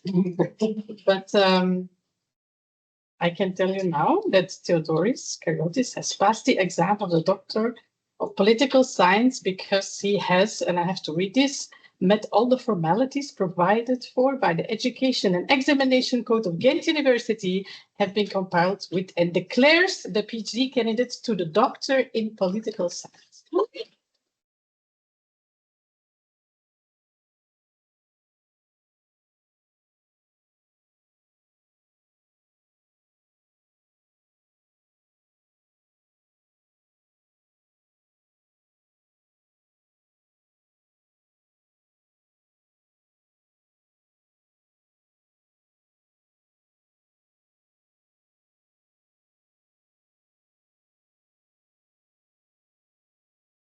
Congratulations.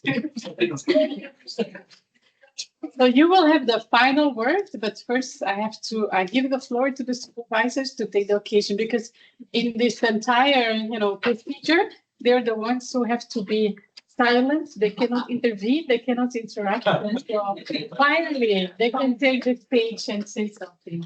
Okay, what I think. Dear Theo, dear Dr. Hello. First and foremost, a huge congratulations. What an incredible accomplishment. You worked very hard through many challenges to get here today, and I could not be more proud of you and the work you have done.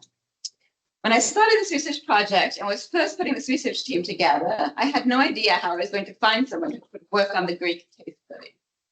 I knew it would be the hardest case study due to the contentious nature of the Greek left and the lack of existing resources on conflicts over property in Greece, even a lack of property-related conflicts despite the extreme and dire situation on the housing market. So when I saw your name among the candidates, I was suddenly hopeful. Theo, I had come across him twice before he applied for this job, both times during the anti-austerity protests, post-austerity struggles as part of the VOMA collective, supporting them. It's an occupied factory in Thessaloniki, and another time at one of these many collective meetings outside of the squat in Athens. And although I didn't know you very well, I had seen you engage politically and intellectually with a very complex crowd of people and situations. So I knew I had at least one candidate who had both the required political savvy and the required intellectual background to hopefully make something of this case study. However, what you ended up doing was well beyond anything I could have imagined, partially due to the specifics of the Greek case and partially due to the COVID-19 pandemic.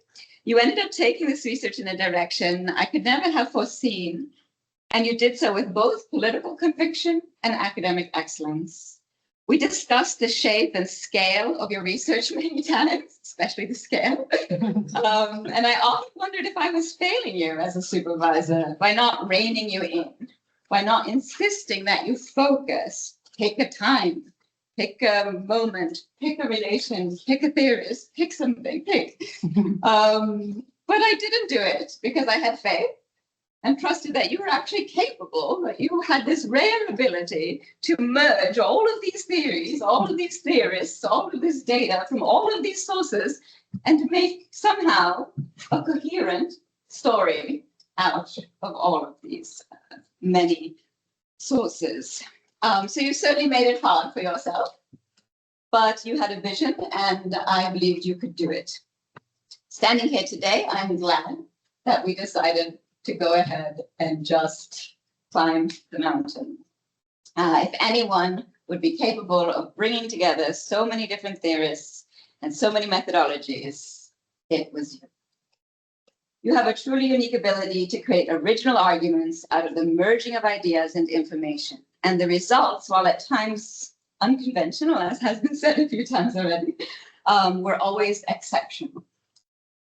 But your thesis does not only stand out for its theoretical scope and analytical depth. What I especially want to highlight here is the political value of your work. From day one, you were driven not by intellectual questions, but by a political desire to understand how a movement could be created around housing in Greece and how such a movement could hopefully be successful. Well, this is not the exact subject of your thesis as such. These movements are not the subject, the respondents, the research participants directly of your research. It's the driving question that shapes the history you tell and the theories you develop in a way that is truly productive, not just for scholarship, but for the political transformation of the housing system you describe. It's no wonder then that your time was spent not only writing and thinking, but also taking action together with others to create the first Thessaloniki Tenants Union, redefining what it means to be an activist scholar, where the union was not turned into a subject of analysis, but was instead treated as an interlocutor with whom you could enter into dialogue, and as a source also of theory and idea that could help shape your contribution in your analysis. Theo, thank you for going on this journey with me and with the rest of the team, the research team, for sharing so much of yourself and your talents with the rest of us. We all learned a great deal from you as well. We are all better scholars now for having worked with you.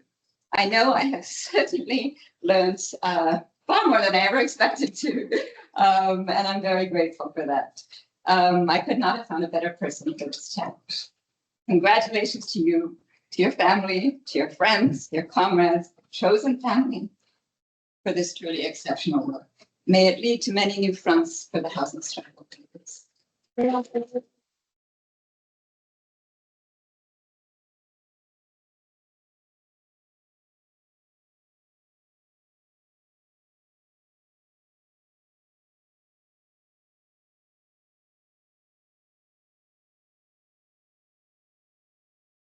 Thank you, Marianne. I'm just going to quickly add something. I haven't prepared an official speech still. But I do want to say something about you and the work and about this journey. I remember Marianne arrived at our department with a new ERC project on property conflicts, and we knew each other beforehand. So she maybe not coincidentally asked me to join her application or the interviews for new vacancies for PhD students. So thought I could help her and then do the interviews together. And then we went through all the case studies and the different candidates for the different case studies. And then I remember when we had the interview with you, Marianne told me, wow, this is a super great candidate. I don't think he actually still needs to do the PhD. He could just hit it up. It was all for nothing, actually. Completely unnecessary. But still, I mean, you ended up working 6 years of your life on this excellent project. Also, I kind of accidentally ended up as co-supervisor. I remember Marianne grabbed me in the hall one day and said, Koen, for this administration, I quickly need a co-supervisor for all my PhD students. It's just something administratively, we will arrange it afterwards. But I think we never quite returned to the arrangement, so I ended up as co-supervisor. But I actually really enjoyed being your co-supervisor, because when you entered the department, I was actually already getting out of urban studies. I was leaving the topic of the urban. I remember we taught a course on urban processes together, but then somehow they abolished the course. So we were left without a course on urbanization. And then I started working on other subjects. But when I was reading some of your first drafts, and then in the end, the whole work, it really brought back a lot of the things I was struggling with during my own work on the housing schemes and as a way of government, not governance. As we, from a Cambodian perspective, would say. So it was really nice to be brought back to these topics, and I really hope that we can keep on discussing all these the subject of power and the topic of powers and so forth. And I just want to say, Theo, whatever you're going to do afterwards, you have always a comrade in Ghent, and I'm sure I will have a comrade in Thessaloniki. So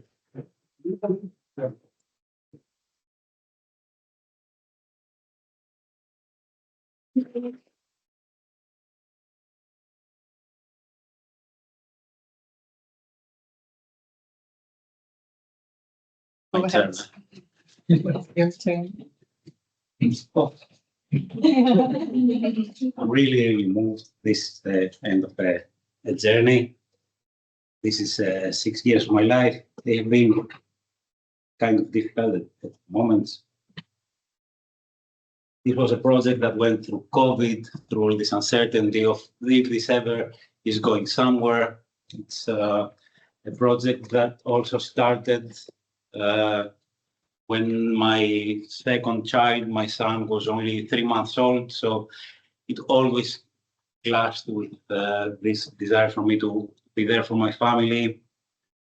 I hope that I have stricken a balance that is like acceptable for everyone. I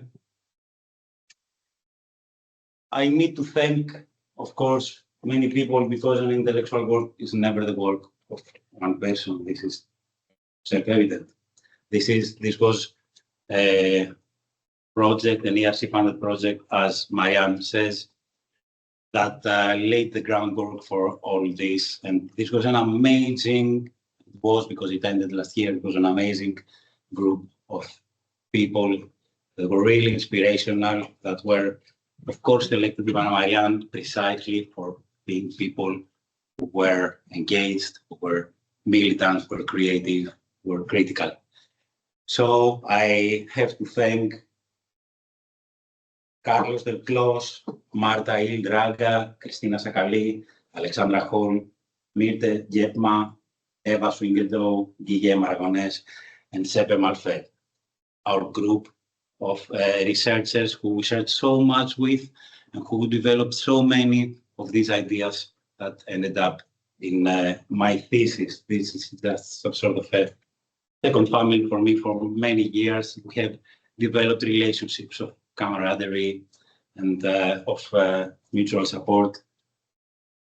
But the most credit for this thesis, of course, goes to Marianne. Okay, after my own contribution to it, I did quite a bit, but Marianne, you have always been there. Your style of guidance, you never failed me. Your style of guidance was perfect for what I needed. You were always there to lift my morale, because there were moments that I were really, really doubtful, and really productive discussions.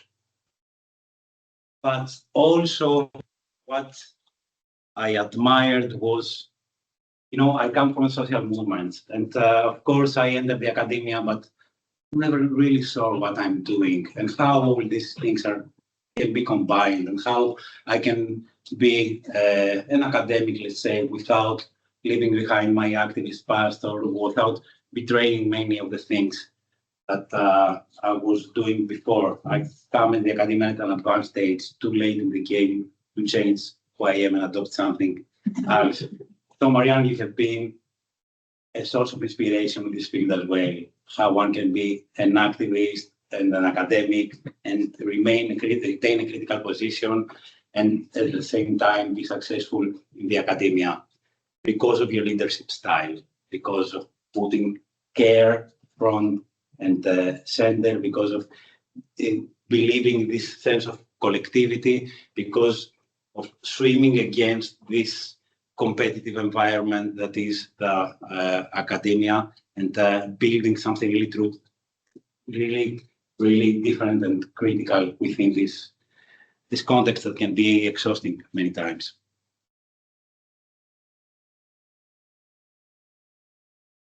And of course, also for steering the project through the pandemic, which was like, you really needed a strong captain back then, because the boat was about to sink in several moments, and everyone was ready to jump off the ship in several different moments. So steering this boat through this particular storm in such a good way, also I'm very thankful for that.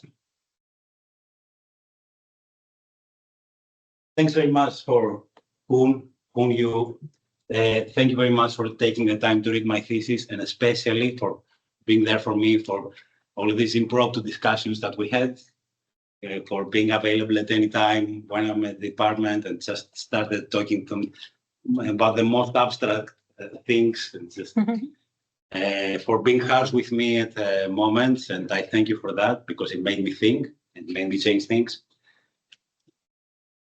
Of course, I thank also Alexander Kypiolis, who is not here today, and he's been a lifelong companion for me. We met when I was a member of a social center, and we're organizing a talk, and we're looking for someone who keeps sort of an academic context. And since then, he's the speaker of choice of all the social movements, and he's part of social movements in a sense.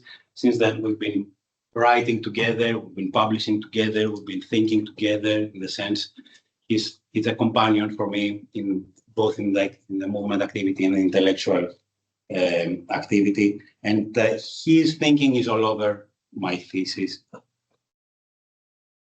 If there are two people that I need to thank also above everyone else, are two people that have been thinking together and writing together. Christina Sakali, who was also a member of the ERC project, the Property and Democratic Citizenship, with which I have written 3 papers, and many of the concepts that I have developed here are the product of our discussions or joint thinking. And of course, Nikos Veradzis, who may be here, I hope he's here and watching today, who is like my kindred spirit.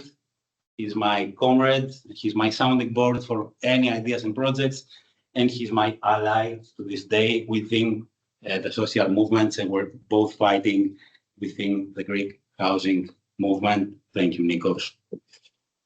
And of course, this work is the product also of a wider collaboration that I've had with many people. Back in 2022, if I'm not even mistaken, a group of people, including Nikos and Christina and many other militant scholars, we made a housing group in Greece precisely to see what we can do, but to insert ourselves as equals within the housing movement, not as experts, not as someone who needs to guide other organizations and movements, just as one voice more. And this movement was called, this collective was called Yolanda Brzeska Housing Action Group in favor of a murdered Polish housing activist. And this group, through our discussion, our trajectory, our actions, was decisive in a sense in animating people, mobilizing people in Thessaloniki's, within Thessaloniki's Tenants Union. Of course, we don't claim ownership of the union. Many more people have helped, and I'm really helpful to all these people who have been active to Thessaloniki Tenants Union and are fighting right now to precisely create this conflict.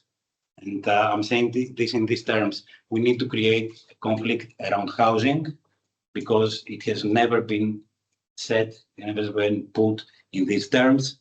There are housing groups all over Greece. They are very active right now, and we can unite into a coherent actor. So my thanks go also to Thessaloniki Tenants Union and all these housing groups in Thessaloniki, in Athens, in smaller towns. And I spent an entire year here in the conflict of the in Department of Conflict and Development Studies, and this has been an amazing experience. I have come to relate the university in Ghent with creativity, with productivity, with tranquility, with peace, with care. And this is because of all of you. I thank each one of you individually. I won't say all the names because it's sure that I will forget someone and then I will think about it all night and I won't be able to sleep. But you know who you are, and thank you so much. This past year has been incredible for me. I feel like it's a second family for me. And of course, I have to name the people who helped here today to set all this up. So it's Ruben, Mian, Claude, and Anton. Thank you very much for being here. And Stari, sorry. And Stari. Yeah, see.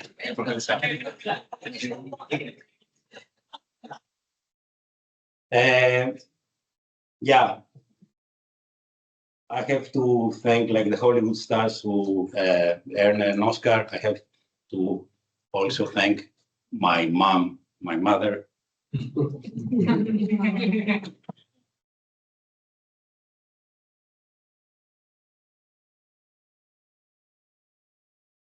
has always been there for me.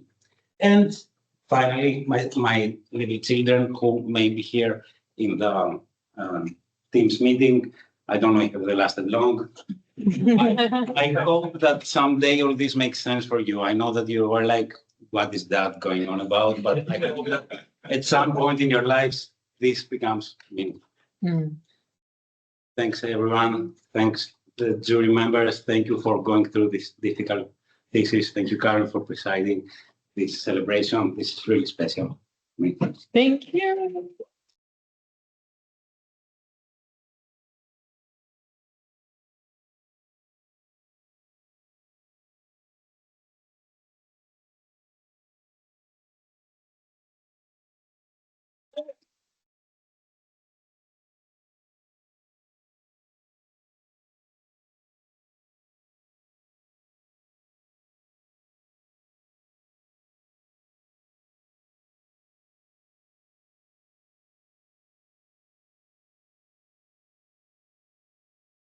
So now I think the only question is when is the after party?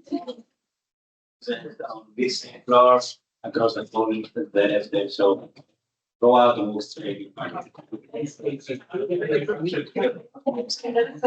Sorry. I guess.